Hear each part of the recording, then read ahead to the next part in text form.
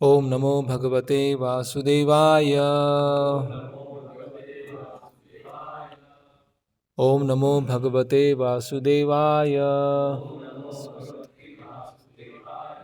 ओम नमो भगवते वासुदेवाय। तो आज हम पढ़ रहे हैं श्रीमद् भागवतम स्कंद 4 अध्याय 25 राजा पुरंजन के गुणों का वर्णन, श्लोक क्रमांक 38। कम नु त्वत् अन्यम रमये हि अरतिज्ञम अकोविदम असंपराय अभिमुखम अस्वस्तन्विदन् पशुम कम नु त्वत् अन्यम रमये हीरतिज्ञम कोविदम असंपराय भिमुख अस्वत् असंपराय भिमुख अस्वस्तन्विदं पशुम कम नु त्वद् अन्यं रमये हीरतिज्ञं कोविदम् असंपरायाभिमुखम्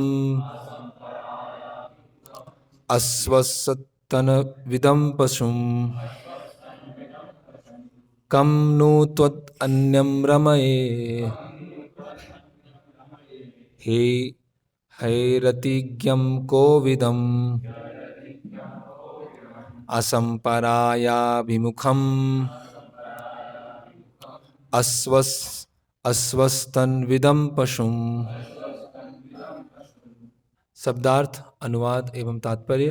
कृष्ण कृपा मूर्ति अभय चरणारविंद भक्ति वेदांत स्वामी शिल प्रभुपाद जी के द्वारा कम किससे, नु तब, त्वत् तुम्हारी अपेक्षा, अन्यम अन्य, रमये मैं भोग करूंगी, ही निश्चय ही, अरतिज्ञम काम सुख ना जानने वाला, अकोविदम अतः मूर्ख, असंपराय अगले जीवन के ज्ञान से रहित, अभिमुखम आगे देखते हुए, अस्वस्तन्विदम जो यह नहीं जानता कि आगे क्या हो रहा है, पशुम पशुतुल्य। भला मैं अन्यों के साथ कैसे रमण करने की अपेक्षा कर सकती हूँ, क्योंकि ना तो उन्हें रति का ज्ञान है, ना वे जीवित अवस्था में अथवा मरने के बाद इस जीवन का भोग करना जानते हैं। ऐसे मूर्ख व्यक्ति पशुतुल्य हैं, क्योंकि वे इंद्रिय भोग की क्रिया को न इस जीवन में और ना ही मृत्यु के उपरांत जानते हैं। तात्पर्य, चूंकि जीवों की 84 लाख योनियां हैं, अतः जीवन की परिस्थितियां भी अनेक हैं।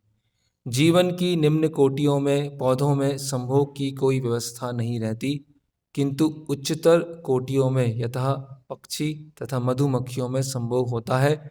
फिर भी कीड़े मकोड़े तथा पशु विषयी जीवन को भोगना नहीं जानते, किंतु मनुष्य को पूरा पूरा ज्ञान रहता है कि किस प्रकार रति सुख उठाया जाए।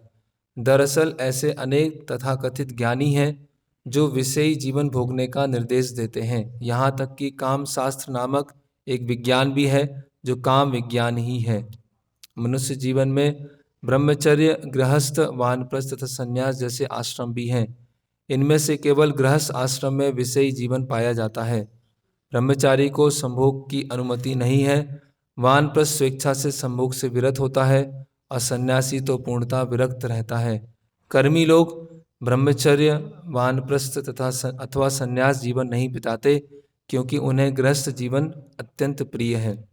दूसरे शब्दों में मनुष्य भौतिकता के प्रति अत्यधिक उन्मुख रहते हैं। वे गृहस्थ जीवन इसीलिए पसंद करते हैं क्योंकि उसमें संभोग की छूट है। वे सोचते हैं कि अन्य आश्रम पशु जीवन से भी ही हैं, क्योंकि मनुष्य पशुओं में मैथुन या संभोग तो होता है, जबकि ब्रह्मचारी, वानप्रस्थ तथा सन्यासी संभोग से पूर्णतः विरक्त रहते हैं। फलतः कर्मी लोग आध्यात्मिक जीवन के इन आश्रमों को घृणा की दृष्टि से देखते हैं। ओम अज्ञानतिमिरन्धस्य ज्ञानञ्जनं शलाकया चक्षुरुन्मिलितं तस्मै श्रीगुरवे नमः। श्रीचैतन्यमनोभीष्टं स्थापितं येन भूतले स्वयं रूप कदा मह्यं ददाति स्वापदान्तिकं। वन्देऽहं श्रीगुरो श्रीयुतपदकमलं श्रीगुरून् वैष्णवांश्च श्रीरूपं साग्रजातं सहगण रघुनाथान्वितं सजीवं साद्वैतं सावधूतं परिजनसहितं कृष्णचैतन्यदेवं श्री राधा कृष्ण पादान सहगण ललिता श्री विशाखान्वितांश्च।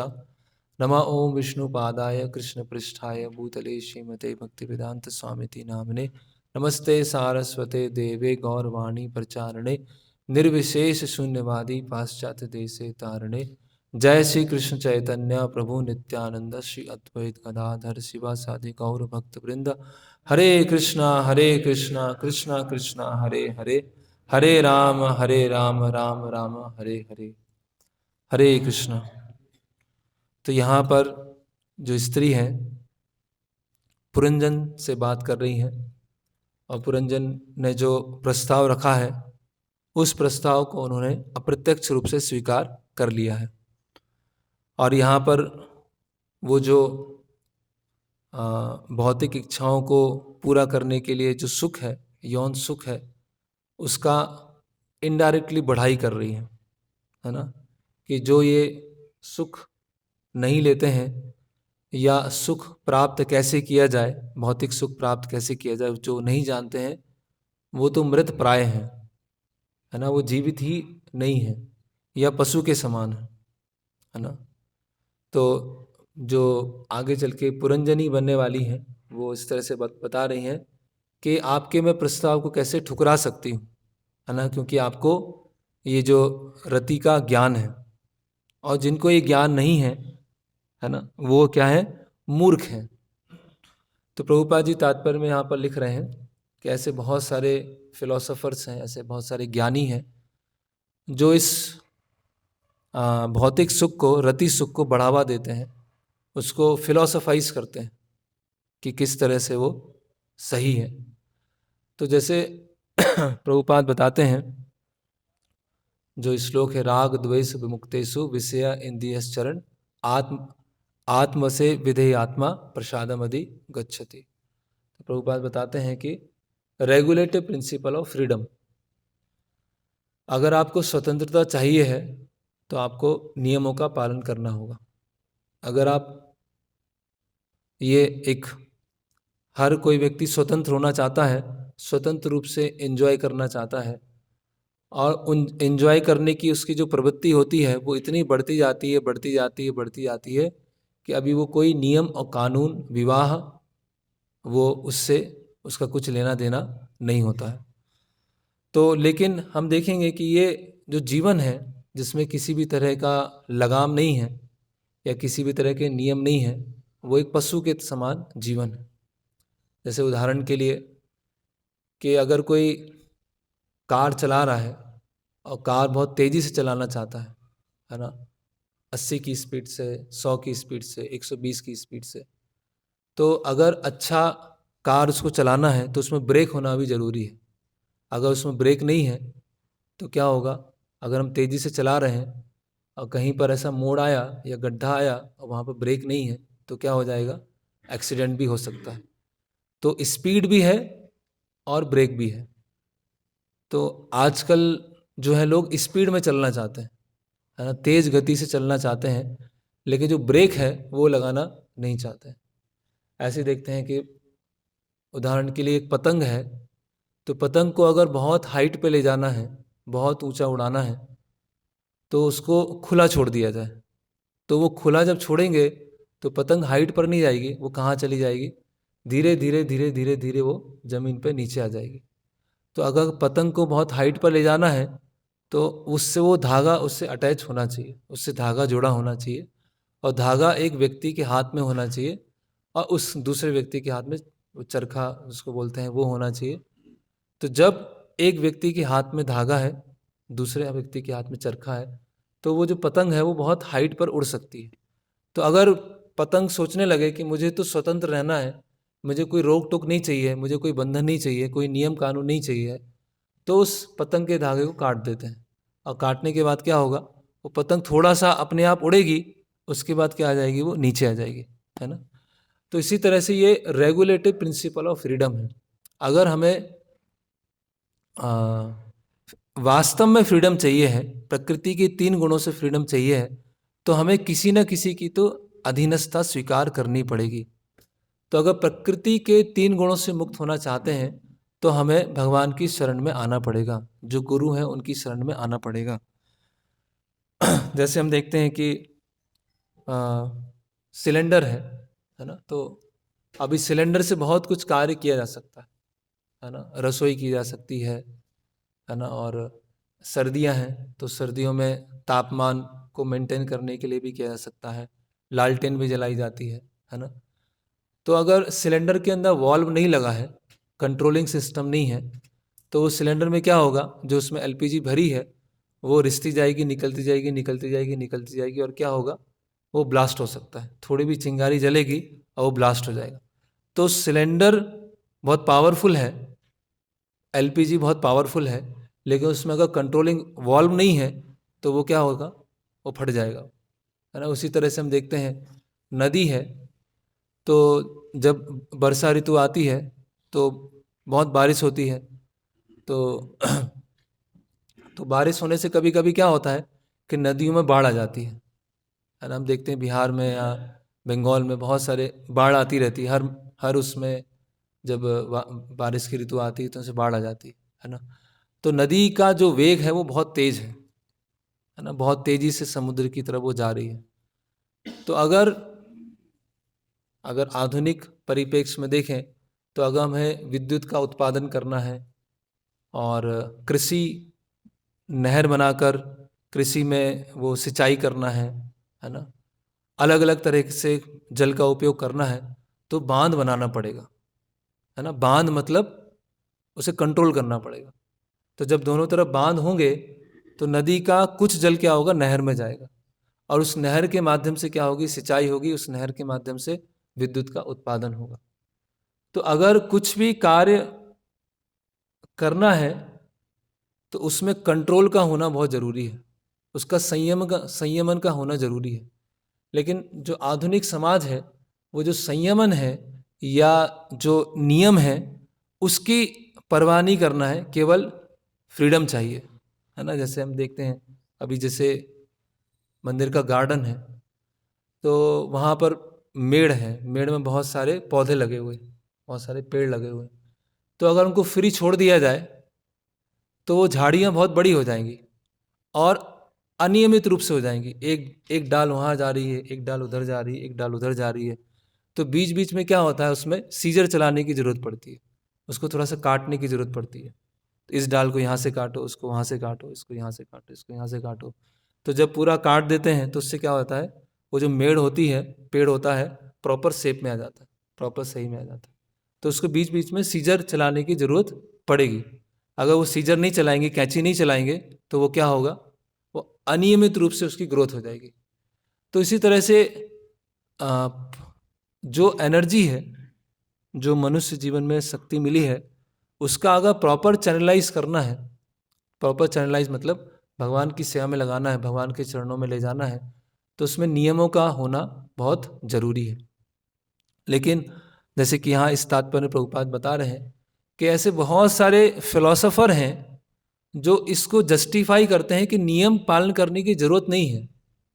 आप जितना फ्री रहेंगे, जितना आप इंद्रियों की जो इच्छाएं हैं उसको पूरा करेंगे, उतना आप मानसिक रूप से क्या रहेंगे, संतुलित रहेंगे। तो एक फिलोसोफर है सिगमंड फ्रॉइड, उसने बोला है कि साइकोसिस, साइकोसिस मतलब कुछ पागलपन, मानसिक रूप से व्यक्ति क्या हो जाता है, पागल हो जाता है। तो वो बता रहा है कि ये जो आजकल मानसिक रोग जो इतने बढ़ गए हैं, साइकोसिस इतना बढ़ गया है, इसका एक बहुत महत्वपूर्ण कारण ये है कि लोग अपनी इच्छाओं को सप्रेस करके रखते हैं, अपनी इच्छाओं को क्या करते हैं, दबा के रखते हैं। अगर उन इच्छाओं को दबा के रखा गया तो जैसे एक प्रेशर कुकर है, तो प्रेशर कुकर को अगर प्रेशर बनता गया बनता गया बनता गया, है ना, और उसमें प्रेशर को निकलने के लिए कहीं जगह नहीं है, तो वो क्या होगा, वो कुकर फट जाएगा। तो सिगमंड फ्रॉइड ने कहा है इसीलिए अपनी जो इच्छाएं हैं उसको दबाने की जरूरत नहीं है, जो भी इच्छा है उसको पूरा करो, है ना, कोई रेगुलेशन की जरूरत नहीं है। तो जो 19वीं और जो 20वीं शताब्दी है उसमें 3 ऐसे फिलोसोफर हुए हैं जिन्होंने डायरेक्टली और इनडायरेक्टली भौतिक सुख को और उसके द्वारा जो अवैध स्त्री पुरुष संघ को बढ़ावा दिया है। तो एक है डार्विन, चार्ल्स डार्विन, एक है सिगमंड फ्रॉइड और एक है कार्ल मार्क्स। तो ये 3 लोग हैं जो 19वीं शताब्दी के क्या हैं, हिरण्यकशिपु, रावण और कंस, ये 3 हैं जो अलग अलग रूप में आए हैं, है ना, और उन्होंने इस तरह से भौतिक इच्छाओं को फिलोसोफाइज करने का प्रयास किया है।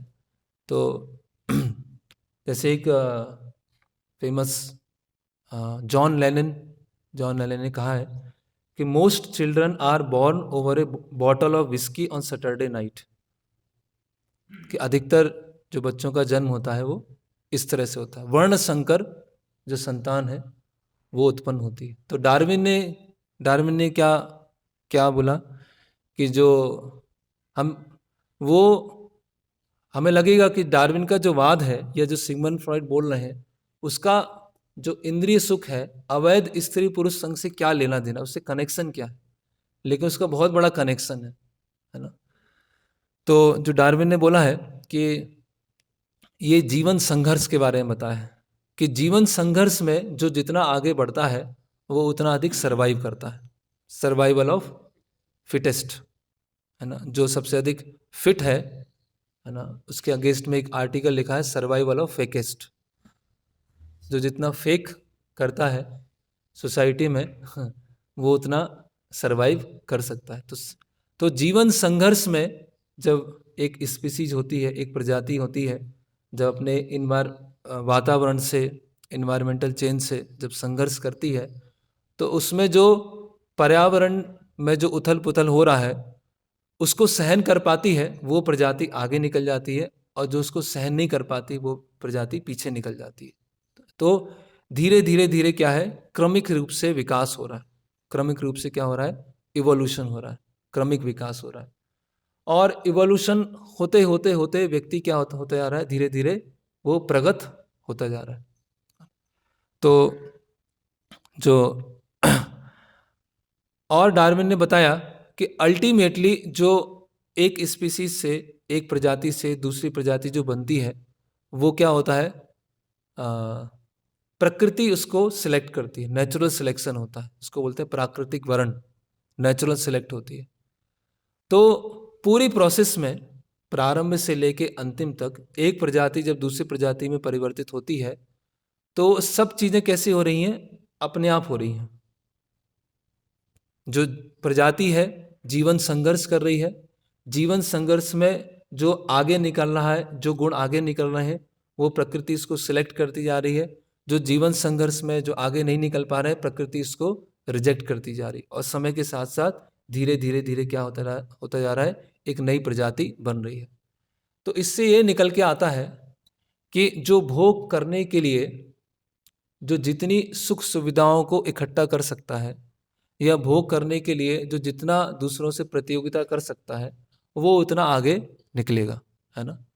तो डार्विन ने बहुत ही अच्छी तरह से ये बता दिया कि पूरे प्रोसेस में कोई नियम की आवश्यकता नहीं है, आप जीवन में संघर्ष कीजिए, जीवन में संघर्ष कीजिए, मतलब आप एंजॉय करना चाहते हैं तो कोई लगाम नहीं होना चाहिए, बेलगाम हो जाइए और एंजॉय करते जाइए। अब इसकी कोई लिमिट नहीं है। जैसे बंदर था तो बंदर एक स्तर पे ही एंजॉय कर पा रहे हैं, या दूसरी प्रजाति है वो एक स्तर पे एंजॉय कर पा रहे हैं, जो मनुष्य है वो बहुत अधिक एंजॉय कर सकता है।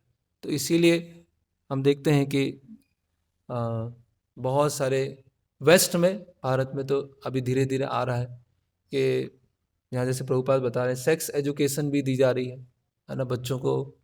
जो पशु पक्षी हैं जिनके लिए जो चीज़ स्वाभाविक है वो मनुष्यों को भी वो बताया जा रहा है। क्यों बताया जा रहा है? क्योंकि उसके दूसरा साथी जो सिगमंड फ्रॉयड है वो क्या बोल रहा है कि मानसिक समस्याएं क्यों पैदा होती हैं? क्योंकि व्यक्ति अपनी इच्छाओं को पूरा नहीं कर पाते, उसमें इच्छाओं को पूरा न करने के कारण व्यक्ति फ्रस्ट्रेट रहता है ना। और कार्ल मार्क्स ने क्या बोला कि किसी भी देश की प्रगति किससे होती है? उसके भौतिक संसाधनों से होती है। तो जो व्यक्ति संतुष्ट है या जो ब्रह्मचर्य के नियमों का पालन कर रहा है वो भौतिक संसाधनों में इतनी रुचि नहीं लेगा, क्योंकि उसको पता है कि अल्टीमेटली जो भौतिक संसाधन है वो भी क्या है? क्षणिक है। वो इसी जीवन में रहने वाले हैं, अगले जीवन में नहीं जाएंगे। तो एक व्यक्ति ने क्या बोला कि आप जीवन संघर्ष करते जाओ, एंजॉय करते जाओ। दूसरे व्यक्ति ने क्या बोला, अगर आप अपनी इच्छाओं को पूरा नहीं करेंगे तो इसके कारण आपको मानसिक विकार आएंगे। और तीसरे ने उसमें ऐड कर दिया कि किसी भी देश की प्रगति कब कहलाएगी? जब उसके भौतिक संसाधन सबसे चरम सीमा पे होंगे। तो तीनों ने मिलकर क्या कर दिया कि अभी कोई भी नियम नहीं है, किसी भी तरह का कोई कानून नहीं है। तो इसीलिए जो ऐसे लोग होते हैं, खासकर जो इंद्रिय संयम है, मन पर संयम है ना, या ब्रह्मचर्य की अगर बात करते हैं सोसाइटी में, तो उसको क्या प्रभुपाद लिख रहे हैं? घृणा की दृष्टि से देखते हैं। वो घृणित है ना, कोई है ना, जैसे आउटकास्ट होता है ना कोई, जैसे चंडाल जो है किसी ब्राह्मण के घर में प्रवेश नहीं कर सकता है, तो इस तरह से तो जो ब्रह्मचर्य का पालन कर रहे हैं, और परम पूज्य भक्ति विकास महाराज बोलते हैं कि जो ब्रह्मचारी स्पीसीज है कलयुग में एक्सटिंक्ट होती जा रही है, धीरे धीरे विलुप्त होती जा रही है। बहुत कम ये स्पीसीज जो प्रजाति है ब्रह्मचारी वो बहुत कम बचे हुए, और जो भी पालन करने का प्रयास कर रहे हैं उनको किसी भी तरह का बढ़ावा नहीं दिया जाता है। तो और लोग सोचते हैं कि ब्रह्मचर्य के नियमों का पालन करना, इंद्रिय संयमों का पालन करना, ये खुद को कष्ट देना है ना, खुद को टॉर्चर करने जैसा हो गया। ये तो इतने सारे नियम हैं, सुबह उठना पड़ता है, खान पान में संयम रखना पड़ता है ना, कपड़े में संयम रखना पड़ता है।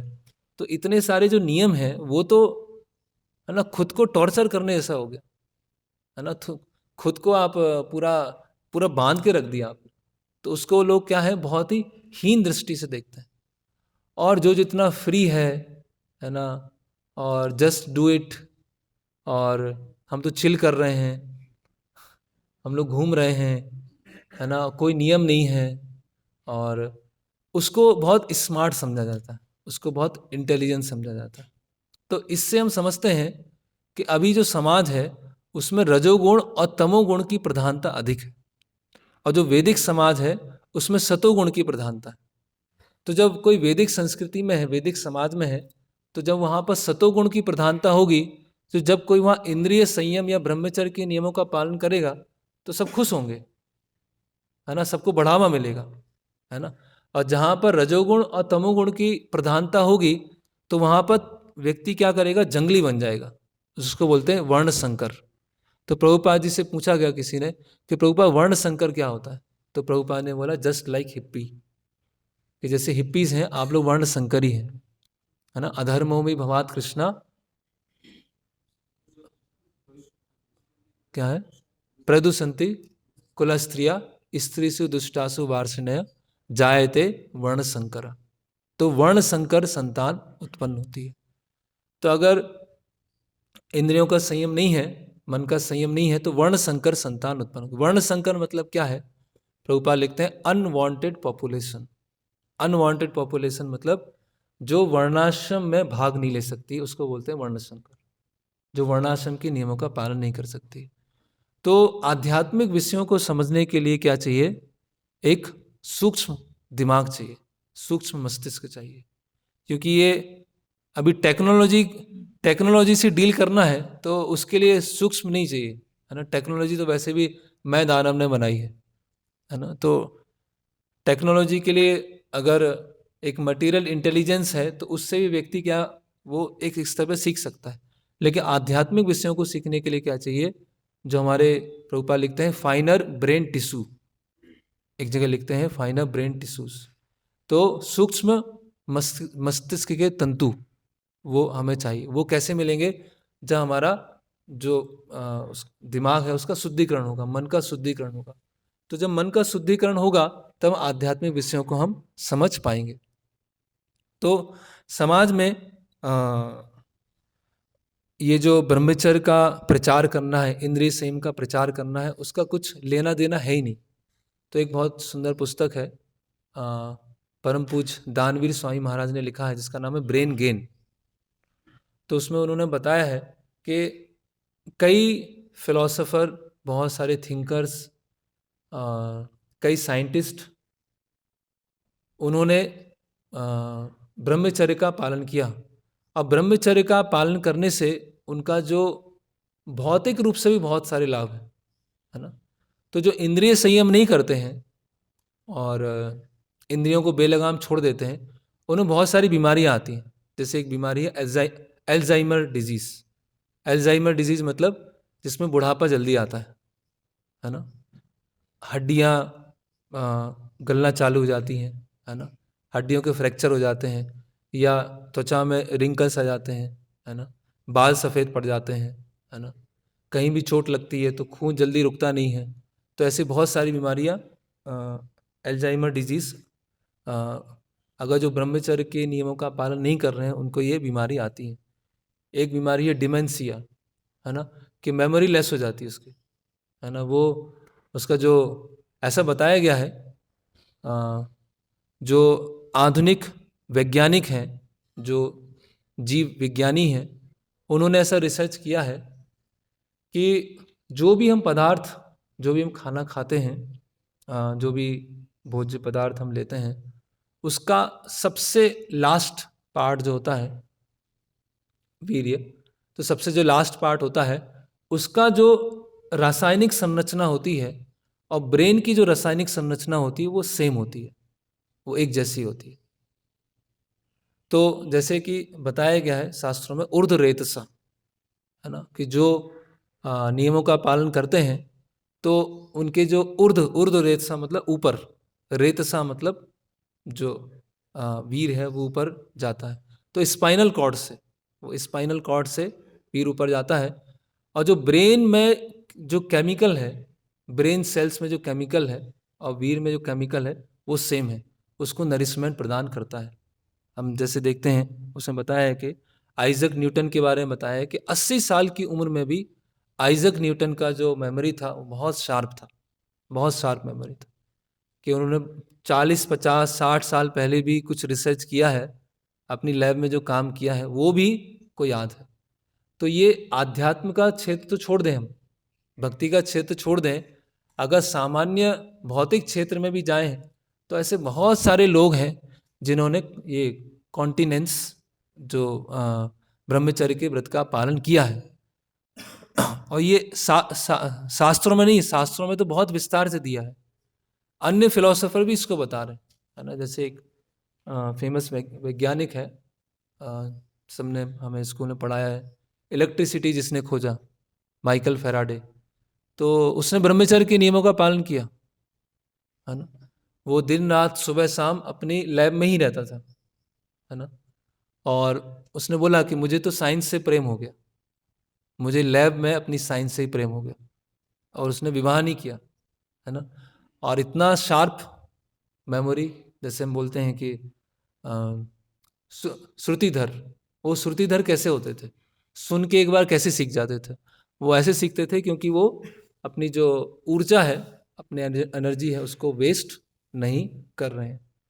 और यहाँ प्रभुपाद जैसे तात्पर्य बता रहे हैं कि समाज में और उल्टा प्रचार हो रहा है, समाज में उसका उल्टा प्रचार किया कि जितना आप इस क्रिया में लगेंगे उतना आपको वो साइकोसिस नहीं होगा, उतना पागलपन नहीं होगा। तो ये जो सिगमंड फ्रॉइड के वंशज हैं, वो आज सारे स्कूल यूनिवर्सिटी में पहुंच गए हैं और वहाँ पहुँच के वो इस तरह का वो प्रचार कर रहे हैं, है ना। तो अगर इनकी मानसिकता देखा जाए, डार्विन है या सिगमंड फ्रॉइड, इनकी मानसिकता को देखा जाए तो ये पुनर्जन्म को स्वीकार, पुनर्जन्म जैसा कुछ है ही नहीं, आत्मा जैसा कुछ है ही नहीं, पाप और पुण्य जैसा कुछ है ही नहीं, है ना।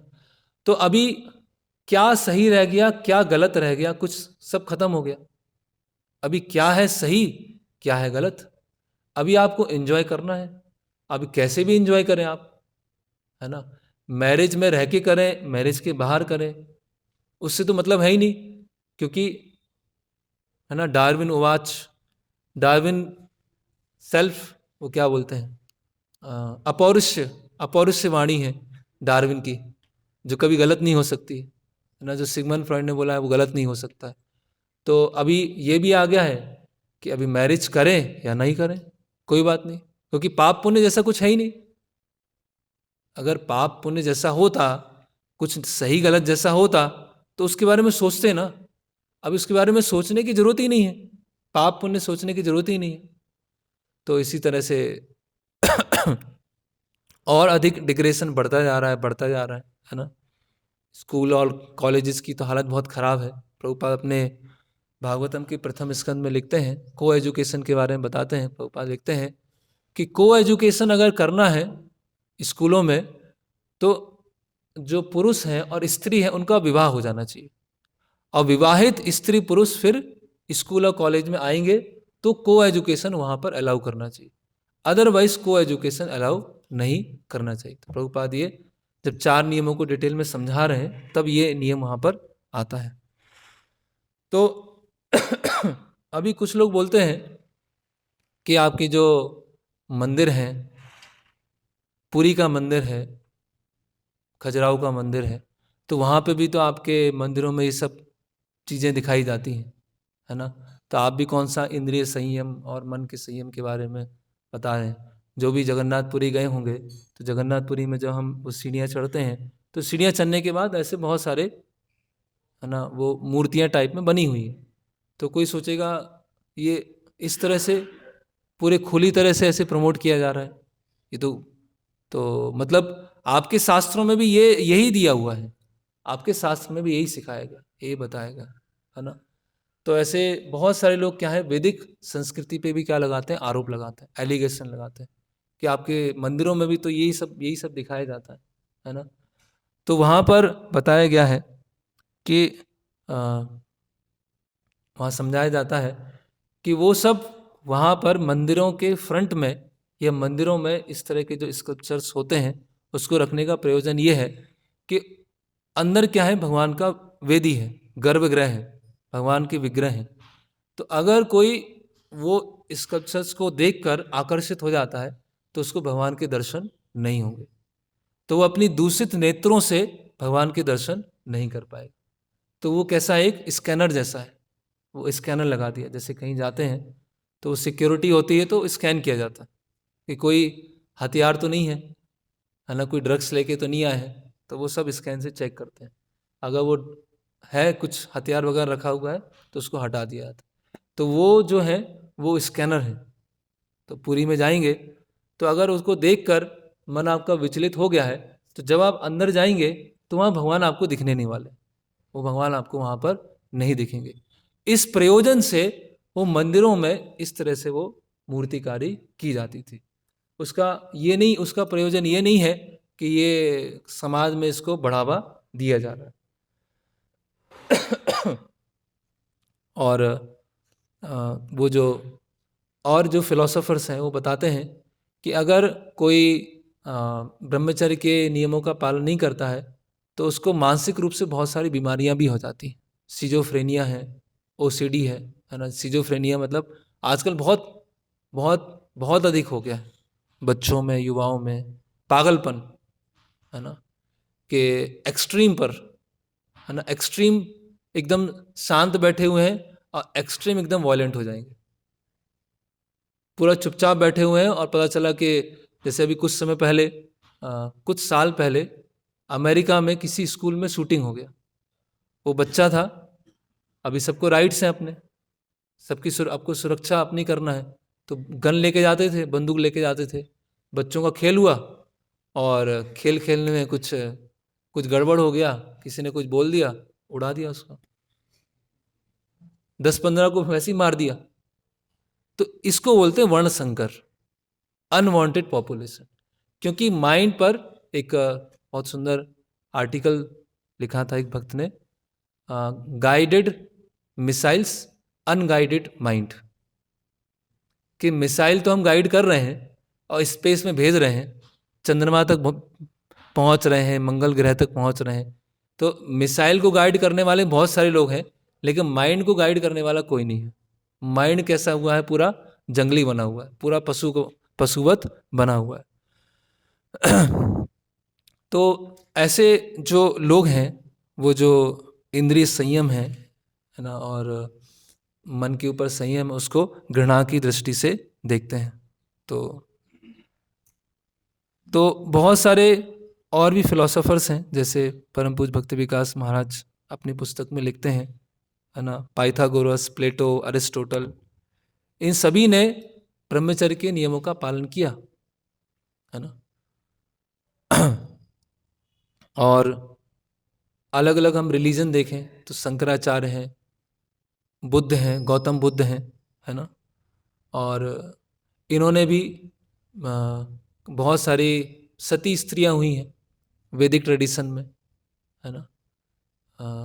उस जैसे अगर भक्तों के क्षेत्र में नहीं देखा, जैसे अहिल्याबाई हैं, झांसी की रानी हैं, तो दोनों तरफ से, चाहे वो पुरुष की तरफ से हो या स्त्री की तरफ से हो, उन्होंने मन संयम और इंद्रिय संयम पर बहुत पालन किया है।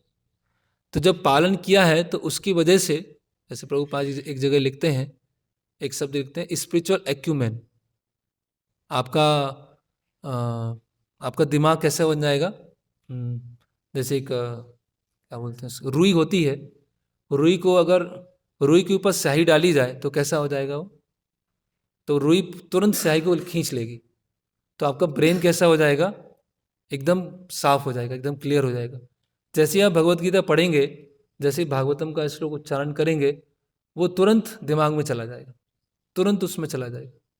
लेकिन आपके पूरा भरा हुआ है, पहले गंदगी बहुत सारी ऑलरेडी भरी हुई है, आपने भगवत गीता और भागवतम श्लोक और पढ़ना चाहा तो वो अंदर घुस ही नहीं रहा है, अंदर जा ही नहीं रहा है, इसलिए कि प्रभु समझ में नहीं आता है, पता नहीं क्या समझ में नहीं आ रहा। तो बात सही है, कठिन है, ऐसा नहीं है, और जितनी बार पढ़ेंगे उसकी गहराई और बढ़ती जाएगी, लेकिन वो समझ में क्यों नहीं आ रहा है? कई लोग भगवत गीता ले जाते हैं, घर में रखते हैं, थोड़ा पढ़ते हैं, वो समझ में नहीं आता है। क्यों समझ में नहीं आ रहा? उसका एक कारण ये है, क्योंकि हमने अपने जो दिमाग है उसको बहुत डल कर दिया है। स्पिरिचुअली हम डेड हो चुके हैं, स्पिरिचुअली डल हो चुके हैं। तो महाराज यहाँ बता रहे हैं कि बहुत सारे साइकोलॉजिस्ट हैं, बहुत सारे डॉक्टर्स हैं, वो इस चीज़ को प्रमोट करते हैं, खासकर एलोपैथिक डॉक्टर हैं, उनके पास में हम जाएंगे तो वो इस चीज़ को वो उसको अपनी तरफ से प्रमोट करेंगे कि आपके जीवन में समस्या इसीलिए है, या आपके वैवाहिक जीवन में समस्या इसीलिए है क्योंकि आप इंद्रिय भोग नहीं कर रहे। तो आप देखिए समाज जो है किस तरह से उल्टा जा रहा है ना, मतलब पशु बनाने का प्रयास किया जा रहा है, और बहुत ही इंटेलेक्चुअली तरीके से पशु बनाने का प्रयास किया जा रहा है, फिलॉसफिकल तरीके से पशु बनाने का प्रयास किया जा रहा है। तो जो संयमित जीवन जिएंगे, है ना, सतोगुण में जीवन जिएंगे, सुबह जल्दी उठेंगे, उनको समाज में हीन दृष्टि से देखा जाने लगा, है ना। और जो रात में 12-1 बजे बाइक पे चिल्लाएंगे तो उनको बहुत अच्छा समझेंगे, है ना। वो जंगली है, वो वास्तव में हिप्पी है, वो वर्ण संकर है। और वो ऐसा वर्ण संकर क्या है, जो अभी क्राइम है या मर्डर है या अलग अलग लेवल पर नेशनल, इंटरनेशनल या रेशियल जो झगड़े सब चल रहे हैं, वो किन के बीच में चल रहे हैं? ये अधिकतर जो वर्ण संकर लोग हैं उनके बीच में चल रहे हैं, क्योंकि वो वर्णाश्रम के नियमों को समझ ही नहीं सकते, वर्णाश्रम के जो सूक्ष्म नियम हैं उसको समझ नहीं पाएंगे। तो जिन चीज़ों को पहले बैन था, जो चीज़ें वेस्ट में पहले बैन थी, अभी उनके खिलाफ बोलना आपको बैन कर दिया जाएगा। जैसे डाइवर्स, लिविंग टुगेदर, है ना, एबॉर्शन, बर्थ कंट्रोल, तो ये सब पाप है ना, ये सब वेस्ट में ही बैन था। अभी भी भारत में कुछ हद तक तो कंट्रोल है, लेकिन अगर इनके खिलाफ बोला जाएगा, है ना, इसके खिलाफ कोई बोलेगा तो उसको जेल में डाल दिया जाएगा। क्या आप फ्रीडम को रोक रहे हैं, है ना, फ्री रहने नहीं दे रहे हैं। तो जिसको जिसको जैसे भी इंजॉय करना है वैसे इंजॉय कर सकता है ना। और उसको बहुत अच्छा नाम दे देते हैं, MTP, medical termination of pregnancy, है ना। उसको वो नहीं बोलेंगे कि महापाप नहीं बोलेंगे, उसको MTP नाम दे दें, और उसको पूरा उसके ऊपर पूरी बुक होगी, है ना। और अधिकतर जो उस फील्ड के डॉक्टर हैं उनकी कमाई भी उसी से हो रही है। अगर कोई वो उस फील्ड का डॉक्टर है, वो भक्त बन गया, उसने ऐसे केस डील करना बंद कर दिया, MTP कराना बंद कर दिया, तो उसका क्लिनिक ही बंद हो जाएगा। कई बार होता है, कई भक्त होते हैं फिर पूछते हैं, प्रभु जी अब तो कोई आते ही नहीं, पेशेंट ही नहीं आते। अब तो 10 में से 8 पेशेंट तो MTP वाले आते थे, हमारी घर ही उसी से चल रहा था। तो सोच सकते हैं कि समाज की स्थिति क्या हो गई है ना। जो बैन था, जिसके बारे में बोलने में भी लोगों को लज्जा आती थी, अभी वो क्या हो गया है, वो खुलेआम हो गया। उसके बिलबोर्ड्स लगे हुए, उसके क्लिनिक लगे हुए। उसका कारण क्या है कि हमारा जो सोचने का जो दृष्टिकोण है वो पूरा क्या है, बदल गया है। और उसको सबसे पहले जो करप्टेड ब्राह्मण हैं, जो करप्टेड इंटेलेक्चुअल वर्ग है, वहाँ से वो आया। और उन्होंने हमारे दिमाग में ये डाल दिया है कि पाप और पुण्य जैसा कुछ जैसा नहीं होता, है ना। जैसे उदाहरण के लिए अभी ये चल ही रहा है तो इसीलिए डिस्कस कर लेते हैं। हालांकि यूथ प्रोग्राम में कई बार चर्चा किया है। तो एक बार JK रोड पर ऐसे यूथ लेक्चर था, तो उस यूथ लेक्चर में बताया कि ये सब पाप है ना, अलग अलग लिविंग टुगेदर, ये सब पाप पाप के कृत्य हैं। तो जब पूरा डिटेल में समझा दिया, तो लेक्चर के बाद में एक स्टूडेंट आता है, बोलता है प्रभु जी कैसे पाप है, ये तो कैसे गलत हो सकता है, ये तो सही है ना, कि सबको अपने फ्रीडम ऑफ स्पीच, सबके फ्रीडम राइट्स हैं, तो लिविंग टुगेदर तो सही है, वो तो पाप कैसे हो गया। तो मैंने उसको बोला कि ठीक है, लिविंग टुगेदर सही है। तो इतना बोल के फिर बोला कि आप कितने भाई बहन हैं। तो बोलता है मेरे दो दो भाई हैं, एक बहन है। तो मैंने उसको बोला कि ठीक है, आपकी बहन है, उसको भी लिविंग टुगेदर में आप रख दीजिए। अरे आप कैसे बोल सकते हैं, आप कैसे बोल दिया आपने, आप साधु कैसे बात कर रहे हैं, कैसे गलत बात कर रहे हैं आप। बोले अभी तो आप उसको सही बोल रहे हैं, और जब आपके लिए वो लागू किया गया तो वो गलत हो गया। तो वो कैसे हो गया, वो एक एक जगह वो सही है और दूसरी जगह वो गलत हो गया। तो लोग क्या है, जहाँ खुद इंद्रिय तृप्ति करना चाहते हैं, जहाँ खुद इंद्रिय भोग करना चाहते हैं, वहाँ चीज़ों को क्या करने लगते हैं, फिलोसफाइज करना चालू कर देते हैं, उसको जस्टिफाई करना चालू कर देते हैं। तो इसीलिए ये जो फ्रॉइड ने भी एक वो दिया था, क्या बोलते हैं, नारा दिया था, लेट लूज, है ना, कि जितना आप एंजॉय करना चाहे, कोई पाबंदी नहीं, कोई नियम नहीं, है ना। बहुत सारी डिजीज़ हैं जो 21st सेंचुरी की नई डिजीज़ आई हैं, है ना, और बहुत ही घातक है ना। कैंसर है, एड्स है, बहुत सारी ऐसी डिजीज़ हैं जिसकी वजह से हॉस्पिटल खोले हैं। पूरे सरकार का बहुत कई करोड़ों का बजट इसको ठीक करने में जा रहा है। जैसे प्रभुपाद जी से किसी ने पूछा कि स्वामी जी आपका जो आंदोलन है वो समाज के लिए क्या कर रहा है, आप तो गाना बजाना कर रहे हैं, है ना, और हरे कृष्ण महामंत्र करते हैं, समाज के लिए क्या करते हैं। तो प्रभुपाद जी ने बोला कि आपकी अमेरिकन गवर्नमेंट करोड़ों डॉलर खर्च करके इन युवाओं को सुधार नहीं पाई। इन युवाओं में इतनी सारी कुरीतियाँ थी, इतना आपने फंड खर्च किया, लेकिन फिर भी क्या है, क्राइम बढ़ते जा रहे हैं। लेकिन मैंने इनको 4 नियम बताए और हरे कृष्ण महामंत्र बताया, तो मैंने आपकी गवर्नमेंट का कितना सारा पैसा बचा लिया। तो हम ये समाज सेवा नहीं कर रहे हैं, हम वास्तव में समाज सेवा कर रहे हैं, है ना। उस व्यक्ति को हम सुधार रहे हैं। आपने बहुत बड़ी बिल्डिंग तो खड़ी कर दी है, बिल्डिंग में डिज़ाइन बहुत अच्छी है, बिल्डिंग में सारी प्लानिंग अच्छी है, लेकिन बिल्डिंग जिस मटेरियल से बनी है वो बहुत थर्ड क्लास, वो फोर्थ क्लास मटेरियल। अब बहुत सुंदर महल जैसा पूरा घर है, उसमें महल जैसी सारी सुविधाएं हैं, लेकिन सारा उसके अंदर जो मटेरियल है जो दिख नहीं रहा है, जो ईंट है, रेत है, वो सब थर्ड क्लास है, सब बेकार है। और बाहर बहुत बढ़िया दिख रहा है। हाँ? जो एक कोई बोलते हैं कि there is so much in show window but nothing in stock room, कि सामने दिखाने के लिए बहुत सारी चीजें हैं लेकिन अंदर कुछ नहीं है। तो समाज कैसा हो गया है, इस तरह से स्थिति हो गई है। तो अभी समय हो गया है। तो ऐसे बहुत सारे मॉडर्न और आधुनिक और प्राचीन फिलोसोफर्स हैं, साइंटिस्ट हैं, जो कि ब्रह्मचर्य को बहुत अधिक प्रमोट करते हैं। और ये कोई आध्यात्मिक या भक्ति ग्रुप से नहीं है, बाहर के हैं, फिर भी वो ब्रह्मचर्य को प्रमोट कर रहे हैं। और भक्ति के क्षेत्र में देखा जाए तो हम बार बार चर्चा करते ही हैं। तो यहाँ पर विराम लेंगे। हरे कृष्णा कृष्णा कृष्णा हरे हरे, हरे राम राम राम हरे।